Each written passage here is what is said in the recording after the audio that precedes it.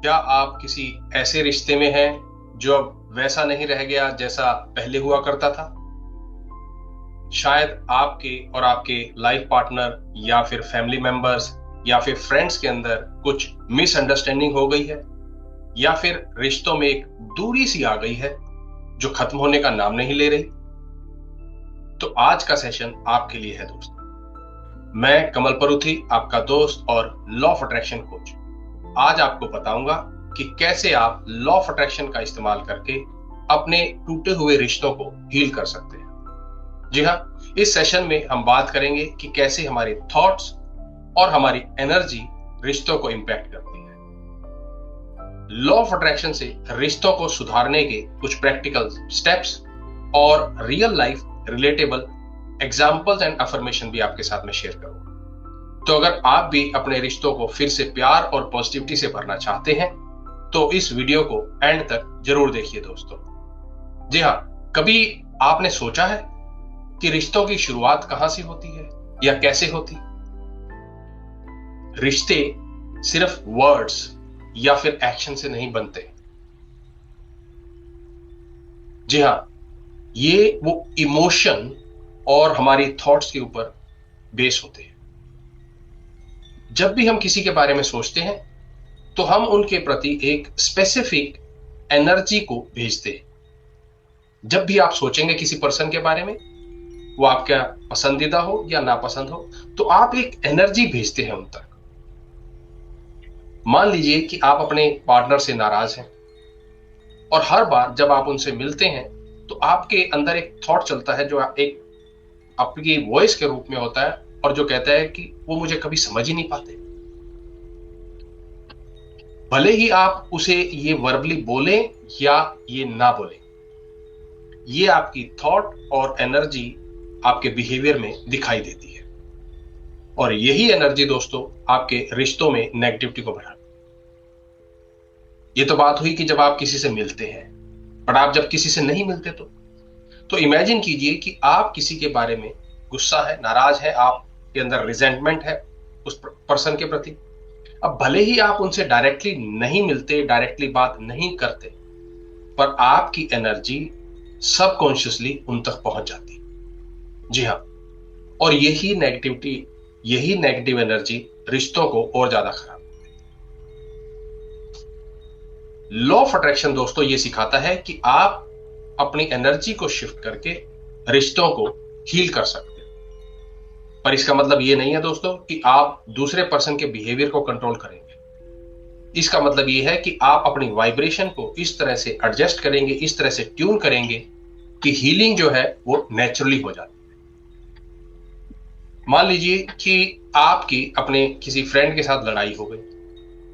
अब हर बार जब आप उस पर्सन के बारे में सोचते हैं तो आपकी अंदर वो एनर्जी आ जाती है कि भाई मैंने तो कुछ बोला ही नहीं, हर्ट तो उसने किया, उसने ऐसा क्यों बोला, मैं उससे अब बात ही नहीं करूं। तो आपको क्या लगता है कि ये एनर्जी उस रिश्ते को हील करेगी या ये एनर्जी आपके रिश्ते में और ज्यादा नेगेटिविटी को अट्रैक्ट करेगी? इसकी बजाय जब आप ये सोचते हैं कि मैं हमारे रिश्ते में हीलिंग और पॉजिटिविटी को भेज रहा हूं, तो वो रिश्ता धीरे धीरे बदलने लगता है दोस्तों। क्योंकि हमारी हर थॉट, हर फीलिंग एक एनर्जी सिग्नल है और ये सिग्नल हमारे रिश्तों की रियलिटी को शेप करते हैं। अब मैं आपके साथ शेयर करता हूं वो प्रैक्टिकल स्टेप्स जिनके थ्रू आप अपने रिलेशनशिप को हील कर सकते हैं। पहला है दोस्तों, accept and let go of resistance. जी हाँ, सबसे पहला है आप सिचुएशन को एक्सेप्ट करें। क्योंकि जब हम रेजिस्ट करते हैं तो हीलिंग नहीं हो सकती, ये इम्पॉसिबल हो जाता है। क्योंकि ये जान लीजिए, मान लीजिए कि कोई भी रिश्ता परफेक्ट नहीं होता। जब आप दूसरे व्यक्ति के बिहेवियर को कंट्रोल करने की कोशिश छोड़ देंगे, जैसे वो है उन्हें एक्सेप्ट करेंगे, क्योंकि जब आप कहते हैं कि मैं अपने आप को एक्सप्रेस करता हूं जिस तरह से आप है, ठीक ऐसे ही जब सामने वाला पर्सन भी ऐसे ही अपने आप को एक्सप्रेस करता है तो हमें भी उसे एक्सेप्ट करना होता है। इसलिए कंट्रोल छोड़ दीजिए, उन्हें एक्सेप्ट कीजिए, सिचुएशन को एक्सेप्ट कीजिए। फॉर एग्जाम्पल, अगर आपके फ्रेंड के साथ लड़ाई हो गई और आप ये सोचते हैं कि ये क्यों हुआ, क्यों उसने मेरे साथ ऐसा क्यों किया, मेरे साथ ऐसा ही क्यों होता है। तो जब आप इस तरह से अपने आप को क्वेश्चन करते हैं तो आप और ज्यादा रेजिस्टेंस क्रिएट करते हैं। पर जब आप ये सोचते हैं कि चलो जो हुआ सो हुआ, मिट्टी डालो इसके ऊपर, अब मैं इसे ठीक करने पर फोकस करूंगा, तो जब आपकी सोच शिफ्ट हो जाती है तो आपकी ऐसी सोच उस हीलिंग को करना शुरू कर देती है, हीलिंग स्टार्ट हो जाती है। तो आप ये कह सकते हैं कि मैं हर सिचुएशन को बिना जजमेंट के एक्सेप्ट करता हूं, मैं हीलिंग के लिए ओपन हूं। अब इमेजिन कीजिए कि आप उस अपने जिसके साथ आपकी नाराजगी है, उस पर्सन के साथ आप किसी जगह पर हैं। अब उसके बारे में एक पॉजिटिव इमेज बनाइए। इमेजिन करो कि आप दोनों कहीं पे बैठे हो, बातचीत कर रहे हो, चाय पी रहे हो या कॉफी पी रहे हो या ऐसे घूम रहे हो, आप हंस रहे हो और आप एक दूसरे को समझ रहे हो। इसे डेली प्रैक्टिस करो। जी हाँ, मेरा एक फ्रेंड भी था जिसकी अपने फादर के साथ कुछ अनबन हो गई थी, रिश्तों में हो जाती है, स्पेशली फादर और सन के बीच में हो जाती है, और वो दूसरी सिटी में शिफ्ट हो गया था और उस नाराजगी की वजह से वो अपने फादर को फोन भी नहीं करता था। फिर जब हमारी बातचीत हुई तो मुझे पता लगा कि क्या रीजन थे, तो फिर मैंने उसे कहा कि भाई अपने रिश्तों को हील करना। इमेजिन करो कि आप और आपके फादर दोनों बहुत अच्छे फ्रेंड बन गए हैं, वो आपको गले लगा रहे हैं, आप उसे गले लगा रहे हैं। बिगिनिंग में दिक्कत हुई, बट क्योंकि कुछ रिश्ते हैं जिन्हें हील करना बेटर होता है। जब उसने इस चीज को समझ लिया और इसे विजुलाइज करना शुरू किया, इमेजिन करना शुरू किया, ट्रस्ट में दोस्तों 3 हफ्ते में, जी हाँ 3 हफ्ते में वो सारी गलतफहमियां दूर हो गई। उसके फादर ने उसे फोन किया और फिर जो दिल के अंदर जो छुपा हुआ था वो सब निकाल दिया और वो रिश्ता आज बहुत अच्छा है। तो इमेजिन करो जैसे आप किसी फिल्म की स्क्रिप्ट लिख रहे हो, वैसे ही अपने मन में एक हैप्पी सीन क्रिएट करो। जब आप एक हैप्पी सीन क्रिएट करोगे दोस्तों, तो ये आपके सबकॉन्शियस को रिप्रोग्राम कर देगा। एक और चीज, ग्रेटिट्यूड जो है वो हीलिंग का सबसे बेस्ट टूल है दोस्तों। आप इमेजिन नहीं कर सकते कि ग्रेटिट्यूड में रिश्तों को इंप्रूव करने की कितनी पावर है। आप अपने रिश्तों के लिए ग्रेटिट्यूड रखना शुरू कीजिए। भले ही आप अभी उस चैलेंजिंग रिलेशनशिप में हो, बट ग्रेटिट्यूड की पावर जो है दोस्तों सब कुछ ठीक कर देती है, बशर्ते आप उसके लिए तैयार हो। जी हाँ, मैंने स्टोरी में भी पढ़ा था कि एक लेडी थी जो अपने हस्बैंड के साथ कुछ अनबन की वजह से, या जैसे होता है लड़ाई झगड़े बढ़ गए थे, फिर उसने ग्रेटिट्यूड जर्नलिंग शुरू की। उसने वो छोटी छोटी चीजें लिखनी शुरू की, पर जैसे कुछ चीजें बिगड़ती हैं तो उसे ठीक करने में थोड़ा टाइम लगता है, हमारे अंदर रेजिस्टेंस आती है, बट रेजिस्टेंस को ओवरकम करना होता है। तो उसने लिखना शुरू किया कि I am grateful for my lively husband, या फिर I am grateful the way he used to protect me. तो फ्रेंड्स, जब उसने अपना एनर्जी को शिफ्ट किया, कुछ ही हफ्तों में उनकी लाइफ ट्रांसफॉर्म हो गई थी, उनके झगड़े कम हो गए थे और वापस से वही वो एक लव एंड अंडरस्टैंडिंग वाली रिलेशनशिप डेवलप।